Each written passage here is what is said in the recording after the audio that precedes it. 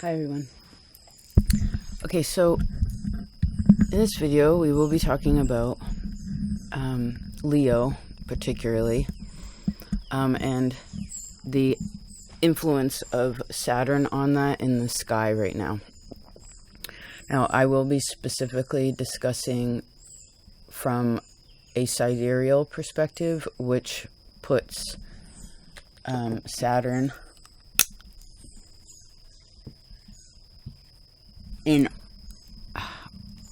is in Aquarius in the sky, which opposes the sun, the ruler of Leo. Now, I know a lot of you here follow tropical, which would put Saturn in Pisces, which actually causes, should we write that down? I don't want to confuse anyone, but if you look at this as a tropical perspective, Saturn, you're looking at Saturn in Pisces, well, that causes an inconjunct or 150 degrees to the sun's energy or Leo. Oops, I'm sorry.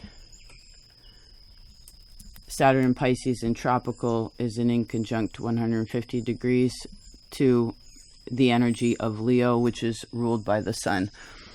Again, in the sky, where Saturn is in Aquarius, so it causes an opposition is actually easier. Well, it's a challenging position, but it's easier to see because it's like you and I are like, okay, we're having a discussion. But with oppositions, it's like sort of face to face, and you know how sometimes that's intimidating, right? That's why men, for instance, like sit in a line. Usually Leo is masculine energy. Saturn to me is very fatherly, so it's male energy to me. When usually males look face to face, or something has to be face to face, there's some kind of confrontation there, or it feels a little intimidating. With an inconjunct, it's actually the biggest blind spot, and it's hard to see. And so in this video, we will be discussing a bit about Leo. This will affect anyone wherever, we're talking about it in a way of wherever Leo is in your map, and they call it an axis, right? It's like the polarity of Aquarius is Leo.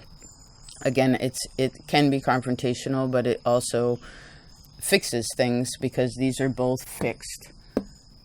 Leo and Aquarius are fixed signs. So again, let's go over the premise of this video. We will be discussing a bit of what Leo is, the rulership of Leo, how that is affected via this polarity point. And again, if you want to look at this as tropical, it'll be even harder to see. That's why I want to kick back into something simpler. So you can think of this also as preparatory energy. And then in a separate video, we'll go through ascendant, each of the ascendant signs, and see how that affects you, particularly because the house that Leo's in and the house that Aquarius is in, which again always goes across the road. It's parallel, and in a line. That'll be a separate video. So let's discuss Leo a little bit. So Leo's ruler, as we mentioned, is Leo's ruled by the sun. The sun in Vedic astrology is the soul, and they classify this as the king. You can also look to what we'll be discussing now, this portion, to look at these three places. These three, they're not all stars. Sun and moon are luminaries. But you want to look to these three in your map, and you'll also be able to create an understanding of how your map works. But again, Leo, the ruler of Leo is the sun, which is the king. We need the king. The king makes basically the rules. You know, he decides like when to be at war and when to have peacetime and what to do about his kingdom, and of course taking care of his own family. King is very responsible, right? There's a lot of heavy responsibility upon the king.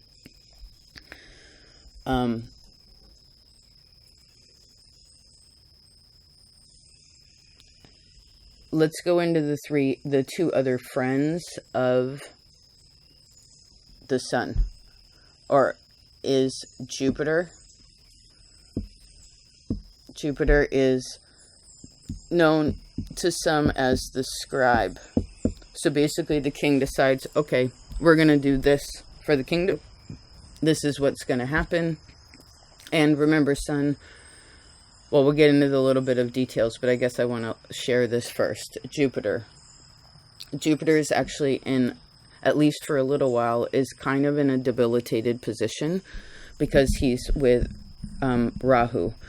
And Rahu, Jupiter basically represents holiness, like Dharma, which therefore, when we do what we're supposed to do, not on purpose, but because we just realize, I should hold that door open. I should be a nice person. I should be patient. You know, like, it's just a part of it. Rahu is actually the opposite. It's like anti-dharma, or like kind of, remember the north and south node are a bit demonic. They're malefic energies. So that makes it a little bit hard. The third friend is Mars. And Mars is known, he's the soldier, or no soldiers are singular, so you can also, oh, that light's actually kind of nice. It says army. You can't see it there. Mars is the army. You know, you think about it like, okay, the king says, we have to battle against this. Like, this is what we have to do, because sometimes it's hard. And Jupiter writes it down and kind of makes it a law, if you will. And then Mars acts it out. So you could look at these three in your map as just an extra exercise, as a little triangle. How do they connect? Now the thing is whether, again, you're looking at this as a tropical perspective, as Pisces, Saturn makes a very uncomfortable place to the king, right? When the king is very emotional or doesn't feel confident, the sun energy, what happens is it can't make good rulings. It doesn't have an idea, right? King is never supposed to make emotional decisions, right? You got to sometimes be sort of, you got to take the emotions out and be very logical, right, about it. Now, the thing is in the sky, if the ruler of the sun is Leo, right now that energy, Saturn is opposing it. So it's kind of causing a bit of a cloud over Leo energy. Wherever Leo is in your map, it's making a wee bit of a little black cloud over that. So now what is Leo? Leo is fire. Leo is sort of a mixer of energy, right? It takes what it has, it takes what it knows, it takes its desires, mixes them all up, and then creates what they want. And it's also important to know what that is for, because, you know, sometimes what we want as an individual, what people want as individuals, is not actually the best kind of king, right? A king has to think about everyone else involved. I mean, they have to think about themselves first and foremost, then their family, then their kingdom, etc. It can't just be self-centered. But I actually find Leo energy, although it does have this like push to be itself and be very individual, to me, Leo energy does think about others a lot, because there's a kickback in the Cancer where it's actually very loving, soft. It's actually kind of a soft energy. So Leo also represents knowledge and positive thinking, right? All the fire to me represents positivity. But again, with Leo kicking into the sun, we have to be reasonable and logical in relation to that. Also, because Saturn opposes it. Saturn's always asking us, like, why? Are you sure? How does this make sense? Why do you want that? Why do you want to have rulership over that, etc.? Now, he also rules over family. Leo rules family and wealth and finances. So something to be aware of. Now, in the sky, this will be going from 2023, January, to 2025. So something to be aware of there. Now, part of the reason, at very least over the next few months, and that's a bit of why I also wanted to make this, is there's a bit of like this cloud over Leo, and also with the aspect of Jupiter right now, with Rahu, or the North Node, connecting to it. This particularly creates like fog, and like an illusion. Sort of, Rahu represents smoke, so it's sort of hard. Maybe that makes sense why we have these wildfires in Canada right now. So anyway, now, so right now, King doesn't feel that strong. Jupiter not only writes down the laws, but it also gives good counsel, right? It'll, like, the king will be like, we're going to do this. And Jupiter's like, not to be disrespectful, sir, but, and will give advice, because the king trusts Jupiter. You can think of Jupiter to the king kind of like, you know, it's round table, where it's kind of like, okay, we're going to discuss all of this. The king, because the king never makes decisions ultimately on its own, because then it would create this ultimate, like, negative ego, right? It has to, again, think about the whole. But Jupiter doesn't have the mind right now exactly to help what's happening here. And in the sky, Mars is in Cancer, which actually, Mars doesn't like water. Even when it's in its home place of Scorpio, it still is uncomfortable a lot of the time. It has to build a lot of confidence in itself. But transitorily, Mars being in Cancer basically makes, instead of the soldier being like, hut, 1, 2, 1, 2, like going into it and like having no fear, because you can't have any fear when you're a soldier, right? Because you're facing death. You're facing like a really hard thing when you're dealing with this. It's a hard thing to be, you know. But when Mars is in Cancer, it's basically like the soldier that's crying, that doesn't want to do it. You know, it's moody. So that also makes everything kind of, right now, everything in this, all these friends, all this connection is a little bit weak. So, just a second. Now, something to be aware of, especially, and again, this affects everyone, wherever Leo sits in your map. Again, that Leo place is, again, usually the sun is confidence, right? And creativity. When it's uncomfortable or lacking confidence, it doesn't have the vitality or like that we can do it, you know, kind of energy.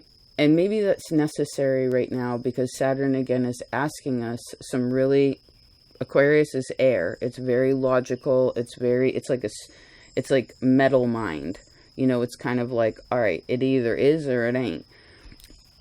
And there may be these crossroads for certain people between now and about September or so. And depending on what you're dealing with, like, say, creating a business, buying property, like anything that has to do, getting married, it's like having children, like creating a child right now, things like that. It's anything that actually goes way into the future. You'd want to kind of hold off on that. If anything is not making, Well, happiness is an internal place, but that's also something, because Venus is here too, is also asking all of us, are you happy? Saturn is asking, are you happy? With that, what makes you happy? Are you happy without it? And these are big questions, you know, happiness. It's a big part of our lives. And, you know, I mean, nothing can make us happy, nor can we be happy all the time. But it's good to acknowledge, you know, kind of like Cancer talked about last month, like we have to acknowledge what's really awesome and strong in us, and then also what is not feeling so good. And sometimes when we open up that door, it's like there's a whole room full of things that are just messy. You know, it depends where we're at. And I know not all of us, you know, are feeling like super low or in a really hard space. And I really appreciate that the readings lately have been so positive. But we're in a community or a kingdom, all of us, right? And so there's always going to be people that are weak and people that are feeling stronger, depending on how this is playing out in your map, how these are placed in your Jupiter, Sun, and Mars in your map, and again, that Leo axis. Now, if you specifically happen to be Leo Sun, Leo Moon, Leo Rising, I would also say if you happen to have Saturn in Leo, I guess that's a bit of a Saturn return. These are going to be like extra, because usually to me, Leo's like has 1,000% energy, and they really can, all the fire can do this, but like Leo to me, because it's ruled by the sun, right? Mars is the moon, Mars is Aries and Jupiter is Sagittarius. This is the fire triplicity. So these ones burn out easier because it's like a hierarchy. And the sun, again, is the highest point because it's the king. So if you happen to be, again, Leo Sun, Leo Moon, Leo Rising, specifically, you're probably going to feel this a little bit more. It's going to be that Saturn's going to be a little bit tighter on you. And you really want to watch your health. But this is for anyone in addition, wherever it is. It's just the severity or the intensity of it is going to be different depending on where, again, it's placed for you. So with those three, particularly Sun, Moon, Rising, you really want to watch your health. You really you have to realize that there are going to be days where you can't push yourself like you used to. Because when Saturn opposes the sun energy, what it actually does is make people feel old. Because again, sun is vitality, right? If you think this ascendant is ruled in a sense by the sun, because it's the sunrise. I would also say if you're Aquarius rising, that's extra hard because you have Saturn here right now.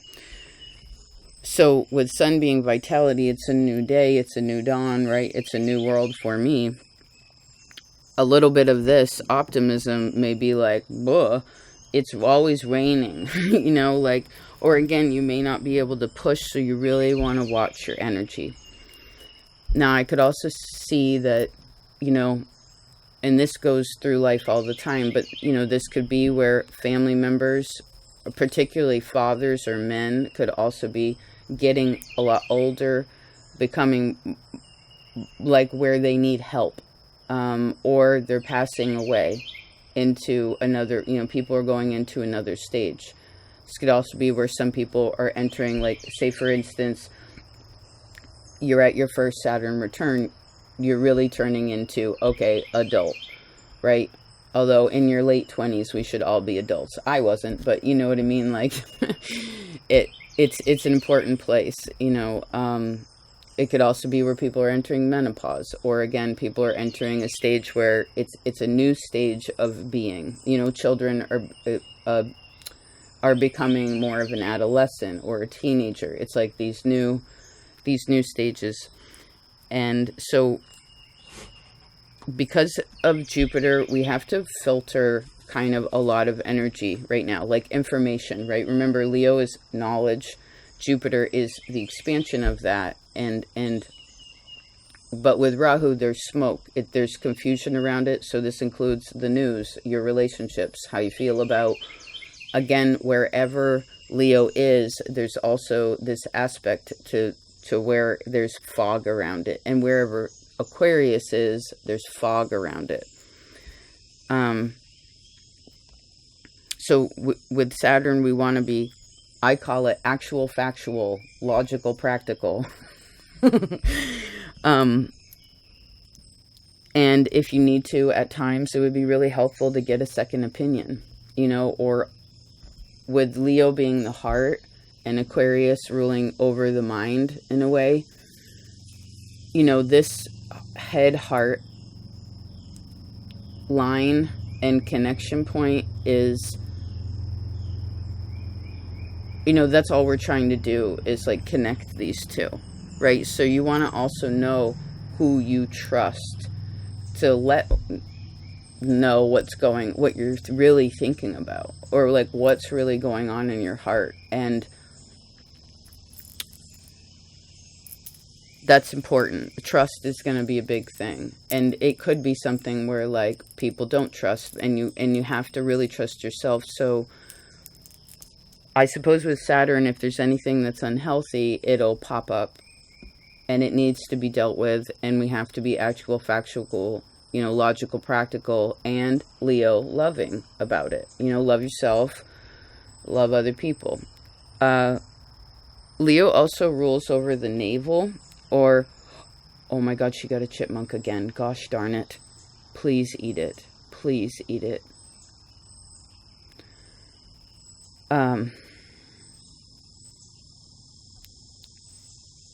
Rules over the navel or the solar plexus right here, right under the one that holds your heart up.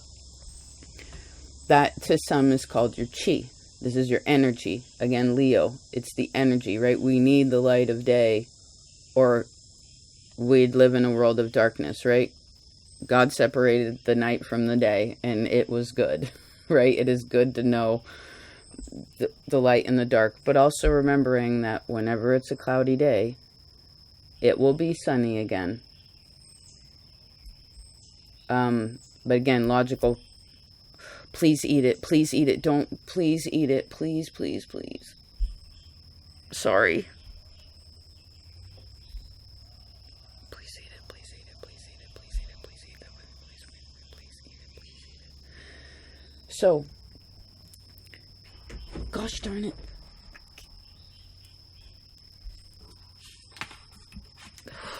I guess this is a natural part of life. We have to accept it. So, let's talk about... I want to have a cigarette. Let's talk about Leo a little bit in ways of... Oh, we have a few exercises that are astrological. I know some of you, it depends on your study, but here's a little extra exercise for those of you who like astrology. I'd like you to look at, have your map, and then find Leo, okay? Wherever that is. You know, are you Leo rising? Are you Virgo rising and it's in your second house?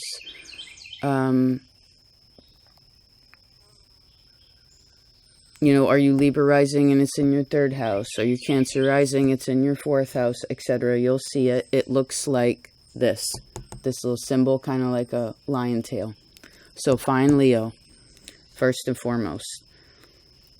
Because now, what house is that? You know, again, is it the first house of self? This is a really big one if you're Leo rising, because technically in the map, the first house is the only house that represents purely you. To some, every other house is how, like, what you have to deal with in relation to that house. Like, what happens with your finances? What happens with your siblings or your cousins? What's going on with your father or home? What's going on with your how you have to deal with your children or your karma or your health or other people, etc. Where you've been there, done that. When you go to school, your job. So you find Leo, find what house that is. Then what I want you to do, because the moon, as sun, oh, please eat it. As the sun rules Leo, and it is a luminary, the other luminary is the moon. And they always connect, right? Night and day, day and night, night and day, day and night. So you find, you fucking eat that, please.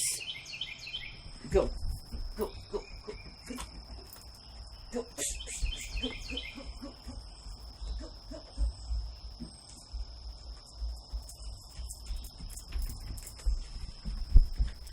Sorry, sorry. You know, because that's another thing. If someone's hurting you, breaking down your confidence, all of that, we have to be really real about that. Now, this could be you to yourself. It could be your past to your present self. It could be your relationship. It could be your boss. It could be whatever. Just be aware of that, okay? Because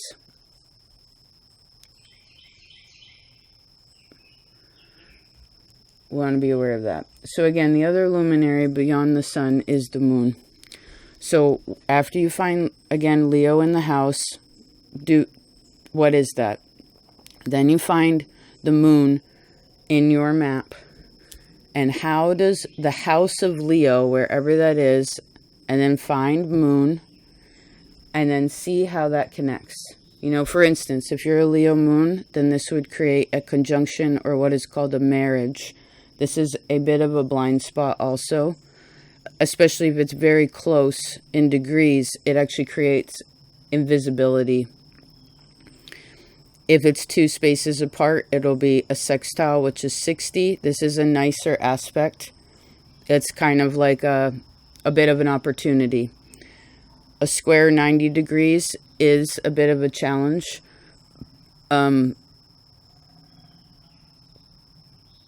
actually that would create another fixed energy. You know, you'd either have like Taurus or Scorpio moon. And that would be hard because all the fixed signs need fixing, right? If it's a trine, that would be 120 degrees. Which would be fire, like a Sag or Aries moon. An inconjunct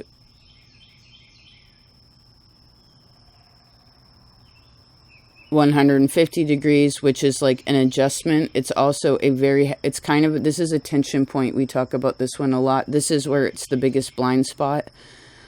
Then we have an opposition. Say you have an Aquarius moon.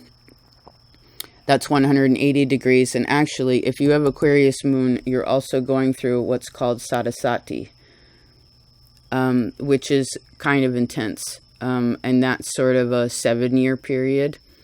That's another story.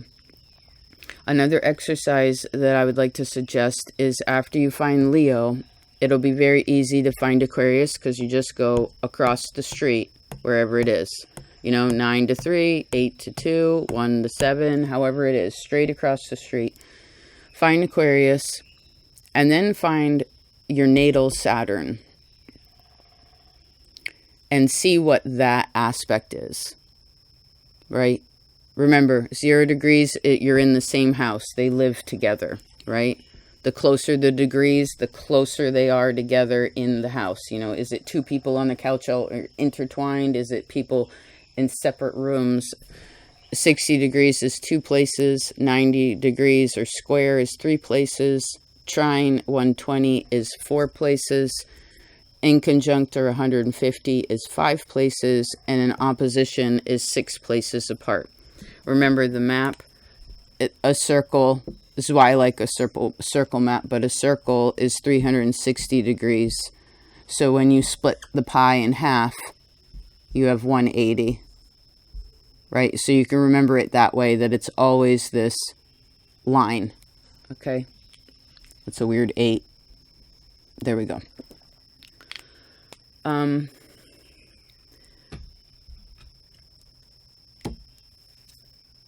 Oh, I know we mentioned a little bit about the time frame, but particularly, actually, I'll leave that just in case you want extra notes. Take a snapshot. So, from now until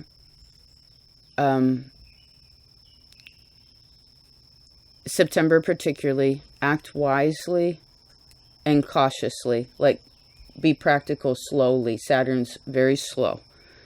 And Saturn's asking us a lot of questions because he wants to ensure that our future is stable, secure, that our kingdom that you're building in your life is stable and secure and can endure.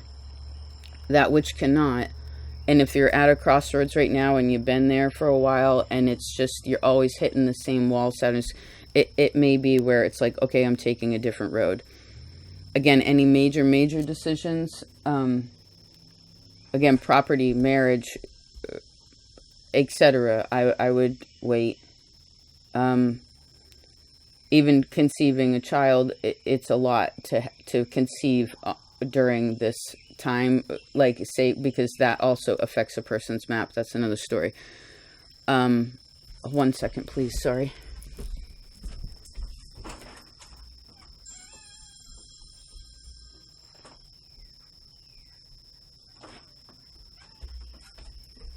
Health, also important. Saturn technically rules over the teeth, bones, joints, things like that. Taking care of that health, taking care of your heart health, also really important. Again, if you feel low energy, especially when Leo gets down, like Leo to me is is actually probably, well, they're all sensitive, but Leo's sensitive. But you can't always see it on the outside because, again, you don't generally see a king crying. It doesn't mean a king ain't having a hard time. But when Leo energy is bummer town and can't hide how they feel, that's a bit of how this can feel at times. And so that's okay too. And that goes back into trust. Who do you trust, again, to say what's on your heart, you know? And to talk about when you're confused or like, who is it, again, that second opinion, and who's in your army, meaning like who's on your team, who do you know that, like, if shit really hit the fan, like, they'd be there for you, because this is the thing, is all the fire to me, but especially Leo is such a go-getter. All the fires like this, but we're specifically talking about Leo. This energy is like, I'm going to do it all for myself. I'm going to push myself. I'm going to work many hours. I'm not going to sleep that much. A lot of Leos back in the day I knew could like party so hard, work all the time, sleep very little, and be fine. But it's almost like a person will get to a stage, at least for the next few months particularly, and over the next year and a half now, I guess, will be those times where it's like, man, I don't got it. And the part of it I feel is that it's not supposed to be like that, because again, it's not just the king that's making all the rulings, figuring out everything that's going on, fighting the wars, like preaching to the people, all of this. It's not, he has a team. And that's really, I think, what Saturn wants us to know too, is again, who's on our team? Who do you trust? Because the king has to trust, again, what they're discussing, what's going on, and how to deal with problems, and when to fight and when to be at peace, and all of this. So be aware of that. Was there anything else?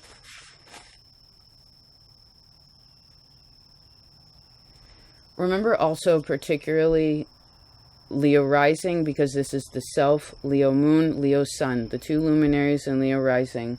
This is kind of shifting a bit of an overall perspective of life, like in a bigger sense. Wherever Leo is in general for you, there is a shift of perspective about that house also. Like what goes on with that. And,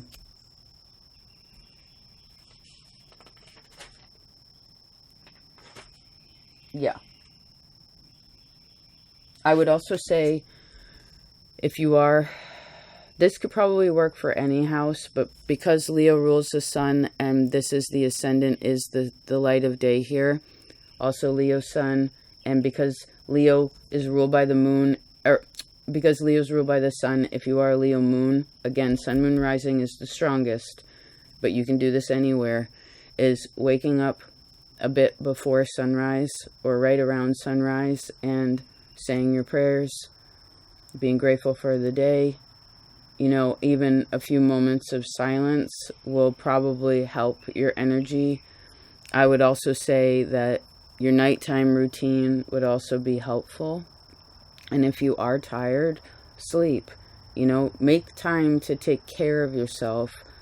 And also to see who you can trust, again, to do some of the things, for instance, for some of you, that you can't do yourself. You know, this could be therapy. It could be a plumber. It could be hiring someone to do the lawn, or talking to a good friend about what's going on. You know, things like that.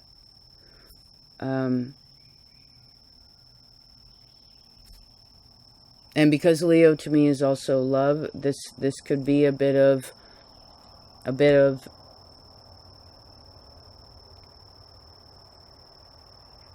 well, again, Saturn wants to ensure, because Saturn rules a 30-year period. You could also go back 30 years. 14 years, 7 years. Go back like that.